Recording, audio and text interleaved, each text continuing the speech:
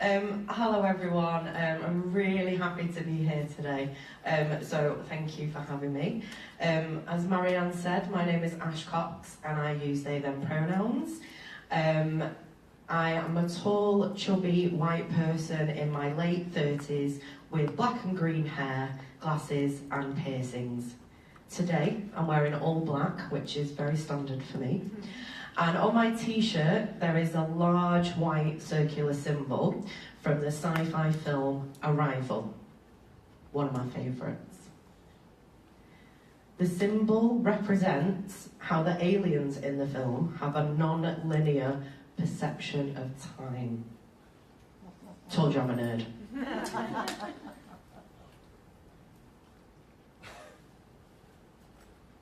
On the screens either side of me is my presentation. It has a dark purple background and white, blue and yellow text. Each of my 4 slides contains key written info, which I'll also speak out loud. The first slide also includes a photo of me with my back to the camera, taking a photo of Zoe Partington's Crypt Time neon sign, which was installed in the window of Blue Coat as part of Dada Fest last year.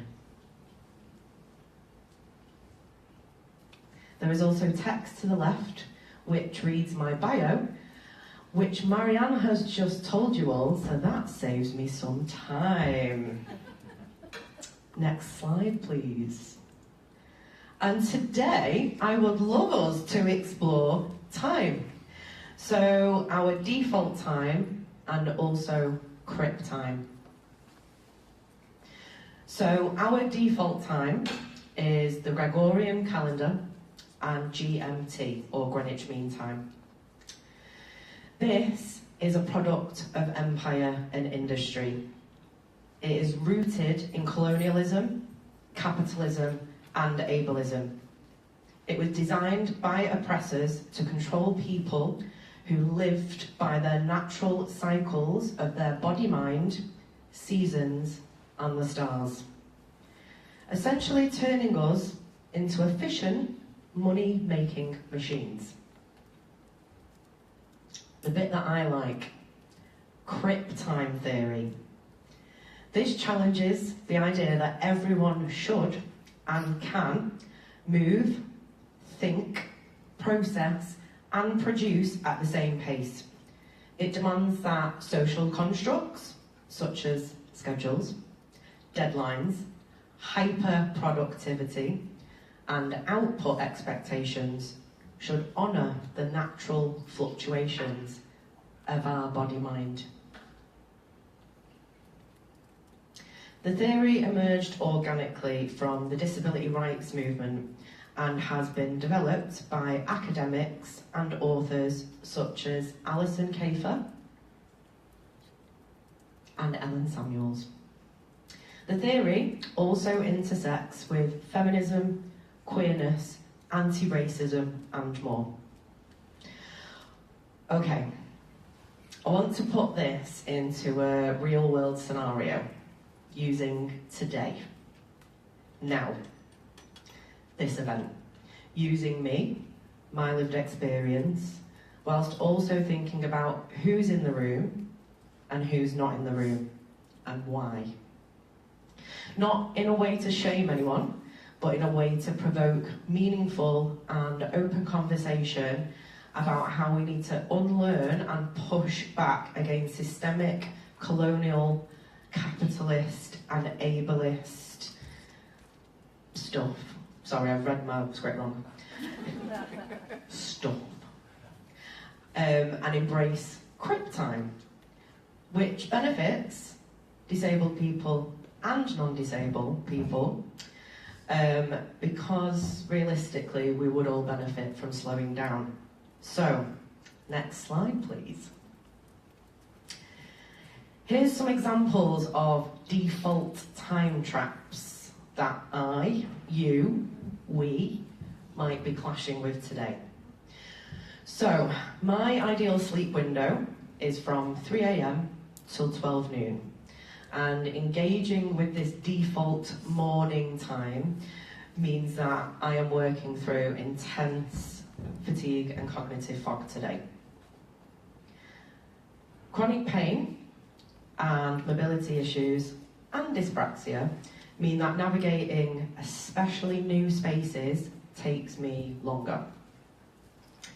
Heat and humidity demand extra cognitive processing time, and it also triggers longer lasting flare-ups. Sharing visual descriptions and working effectively with BSL interpreters requires me to deliberately slow down my rate of speaking and adapt my word count.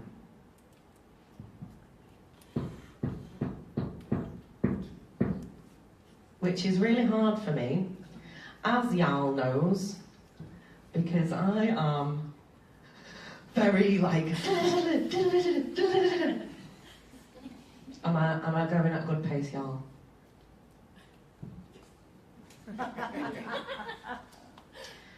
So, AI told me that a Q&A with 3 speakers takes 15 minutes. When I asked it if it had generated this answer using the assumption that all attendees today would be non-disabled, neurotypical people who all shared a first language and an understanding of Q&A rules, it thanked me for calling it out and recalculated that the Q&A today should ideally be 25 to 30 minutes. Little side note about AI, I work in environmental sustainability. I only use it for access purposes. A 15-minute comfort break with assigned activities is not a break. It's productivity masked. It doesn't allow for rest, processing time, or physical needs. Again, I'm not here to shame anyone. Default time traps are literally ingrained in all of us, and I fall into these time traps all of the time, and I am literally a crip and crit time nerd, and I still get it wrong, so it's okay. Next slide, please. 1 minute left. Sorry.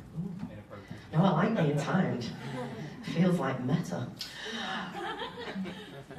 On my final slide, there is a screenshot from the film Project Hail Mary, where Ryan Gosling, who is playing Grace, and Rocky, the alien, exchange clocks to build a shared language using numbers and the concept of time as a starting point. At the top, I've added Grace's quote, "Clock bros." At the bottom, I've added Rocky's quote, "It's time go." Below that is my provocation for you for today. How do we challenge default time and begin to liberate crit time when we're facing short-term, unpredictable, stop-start funding cycles, outdated payment processes and timelines, hidden unpaid admin time, long waiting lists, short deadlines, referral lag, urgency culture, time poverty, and more.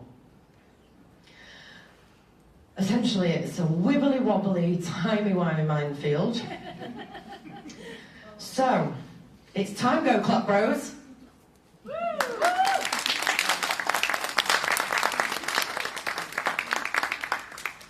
Thank you so much, Ash.